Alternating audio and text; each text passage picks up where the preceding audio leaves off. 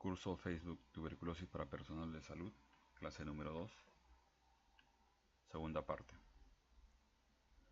Una investigación de CEPROMUR de los años 1990, realizado en Lima Cercado, La Victoria y otros distritos, mostró que el 35% de los niños habitaban en viviendas de una sola habitación y que el 45% de los niños compartían sus camas. Otro dato importante para efectos del riesgo de transmisión de la tuberculosis es el hallazgo de 40% de viviendas en barrios altos cerca de Lima que no cuentan con ventanas.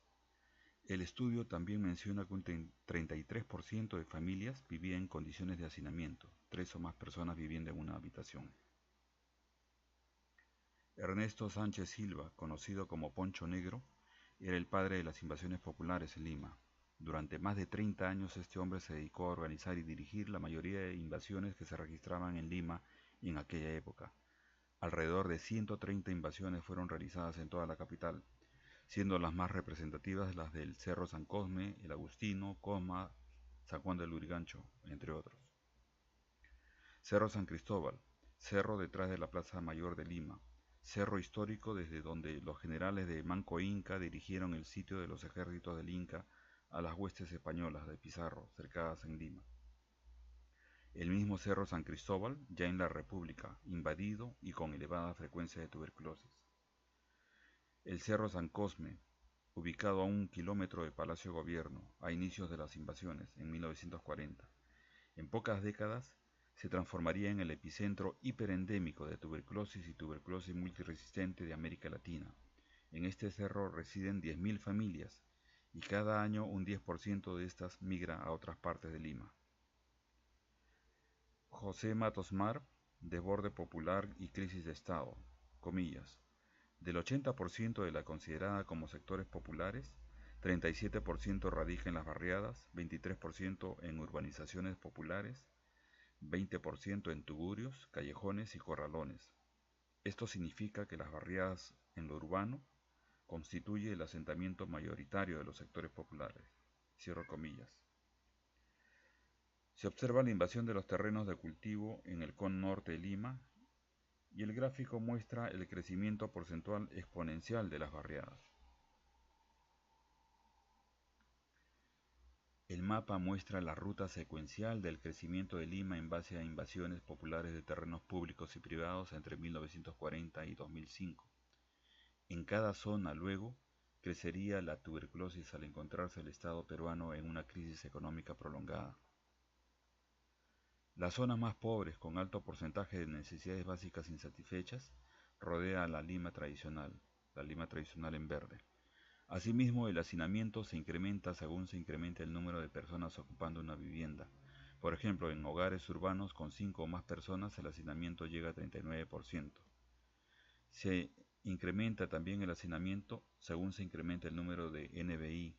El 74% de los hogares urbanos con 2 o más NBI viven en hacinamiento. El mapa muestra una distribución segregada de los casos de tuberculosis en la ciudad de Tokio. Es decir, que la distribución de la carga de la enfermedad no es uniforme en las ciudades. Otro ejemplo de segregación espacial de la tuberculosis en la ciudad, en este caso en Pernambuco, Brasil. Entre los años 1955 y 1990, el PBI de Perú fue decreciendo, lo que se tradujo en menores programas de inclusión a los nuevos migrantes, menos establecimientos de educación, de salud, menos programas de vivienda, ausencia o interrupciones en el diagnóstico y tratamiento gratuito de tuberculosis, por ejemplo. Ciertamente una crisis económica prolongada que se tradujo en mayor carga de enfermedades transmisibles en la población más vulnerable. El gráfico muestra cómo fue creciendo el desempleo en el periodo 1970-2006, lo que llevó a un crecimiento del empleo informal autogestionado de los desocupados, con escasa capacidad de financiarse la salud, por ejemplo, en un contexto en el que había interrupción en la provisión de insumos de laboratorio y de medicamentos para control de tuberculosis. El gráfico muestra el crecimiento del empleo eventual o precario en el periodo 1970-2006. El gráfico muestra la caída de las remuneraciones en aquellos que tenían trabajo dependiente, es decir, aquellos que lograban el empleo asalariado recibían menos por el mismo trabajo comparado con años anteriores, por tanto con limitaciones para cubrir sus necesidades de salud, por ejemplo. En este contexto de crisis prolongada y pobreza urbana y rural, crece la epidemia de tuberculosis, transformándose en hiperendemia.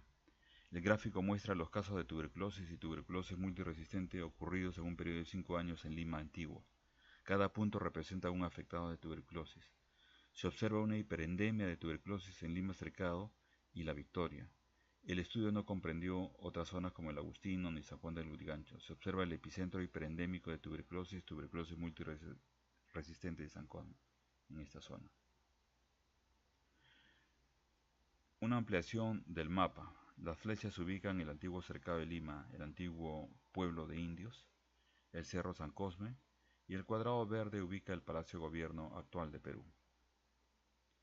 La lámina representa dos momentos históricos de la ciudad, con más de 400 años de diferencia entre la Lima rural prehispánica y la Lima republicana hiperendémica de tuberculosis y tuberculosis multiresistente. La flecha señala dónde estuvo ubicada la Lima nativa, cerca de las actuales zonas hiperendémicas de TB y TBMR. El gráfico muestra un cuadro de la encuesta nacional de determinantes socioeconómicos de tuberculosis en Estados Unidos en los años 1987 y 1993. De todos los determinantes, el que aparentemente tiene más peso o correlación es el hacinamiento, mostrado en línea roja. A más hacinamiento, tendencia a la derecha, más incidencia de tuberculosis. También influyen los ingresos económicos, la educación, el desempleo y el acceso a los servicios públicos. En las encuestas de impacto económico de tuberculosis realizadas a pacientes de TB en 2010 y 2016, se muestra que un 30% refiere que hay 3 o más personas por habitación para dormir entre los afectados de TB. La definición del INEI de hacinamiento es aquella en el que comparten una habitación 3 o más personas. Sin embargo, en otros países se define como 2 o más personas por habitación. La tuberculosis se transmite principalmente en los hogares porque es el escenario donde se comparte más horas de dormir, sin renovación adecuada del aire. En algo menos del 40% de los afectados de tuberculosis, la habitación que se utiliza para dormir, en la mitad de ellas no hay ventana, lo que facilita la transmisión en el hogar. Cuando no hay ventilación, el aerosol infectante que se produce con la tos puede permanecer más de una hora flotando en el aire. El gráfico muestra que ha ocurrido una caída significativa de las actividades remuneradas de los afectados de tuberculosis el año 2016, comparado con el 2010. El único factor diferente conocido entre ambos periodos es el cambio de esquema de tratamiento, de 2 a 3 veces por semana en la segunda fase. Algunos expertos habían previsto que dicho cambio produciría pérdida de trabajo en los pacientes, sin aparente beneficio. El porcentaje de afectados de tuberculosis que ha perdido el trabajo en la semana anterior a la encuesta ha subido entre el 2010 y 2016 de 10% a 23%. Ello probablemente relacionado con el incremento de las veces que tiene que acudir al establecimiento de salud a recibir una dosis más ahora, de 2 a 3 veces por semana, como consecuencia de haber ocurrido un cambio controversial en el esquema de tratamiento. El principal motivo por el que se es irregular al tratamiento es porque no puede dejar de trabajar o estudiar. El incremento de una dosis más en segunda fase probablemente tiene que ver con estos resultados, entre otros factores, por supuesto. Este gráfico de Murray sobre tuberculosis y pobreza en la India muestra que las tasas más elevadas de tuberculosis ocurren en los más pobres de las ciudades. La tabla del estudio de tuberculosis y pobreza en la India muestra los factores de riesgo biológicos en los pobres: diabetes mellitus, VIH, alcoholismo, hacinamiento, contaminación del aire de casa, tabaquismo. En este gráfico que realizamos años anteriores, correlacionamos el porcentaje de población viviendo en zonas urbanas en cada región del país y las tasas de incidencia de tuberculosis pulmonar frotis positivo, observándose una elevada correlación, una R de 0.68, reafirmando que la tuberculosis ocurre principalmente en las ciudades. Complementando el gráfico anterior, este gráfico basado en información del INEI muestra que en Lima y la costa urbana, ambas concentrando las industrias principales y en las que reside el 70% de la población, tiene principalmente pobres antes que pobres extremos. Estos últimos se encuentran sobre todo en las zonas rurales, las que fueron priorizadas por la reforma de la salud en desmedro de los pobres de las ciudades, lo que afectó el control de tuberculosis.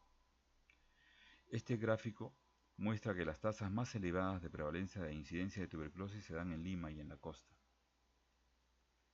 Un 8% de los pacientes en China, hasta un 76% de los pacientes que se atienden en hospitales de la India, afrontan la enfermedad endeudándose con préstamos. Un 5 a 49% de los pacientes en otros países de África y Asia se ven en la necesidad de vender parte de sus propiedades. Recordamos que en nuestro país, cuando en los primeros años de la lucha contra la tuberculosis multiresistente en los años 1990, algunos padres hasta vendieron la propiedad de sus casas o de sus negocios para adquirir medicamentos y para exámenes, algunos terminando en quiebra económica. La tuberculosis literalmente es un transmisor y perpetuador intergeneracional de pobreza.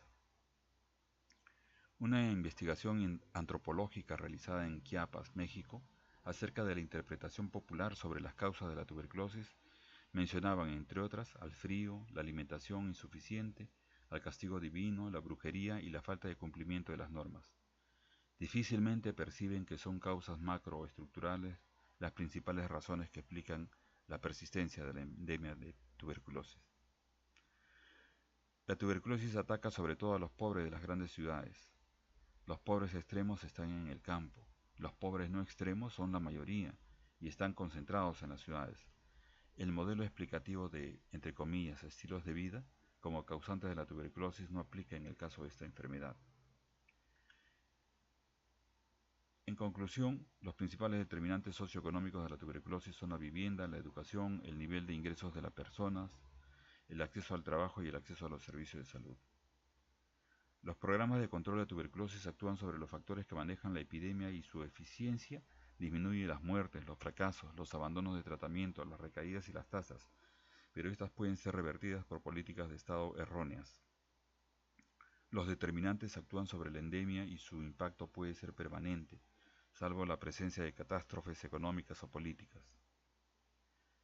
No puede terminar el problema de la tuberculosis si no se enfrenta el problema de la vivienda y la exclusión urbana. Las ciudades requieren enfrentar el problema de las zonas hiperendémicas de tuberculosis, enfrentando el hacinamiento, entre otros factores. Fin de la clase.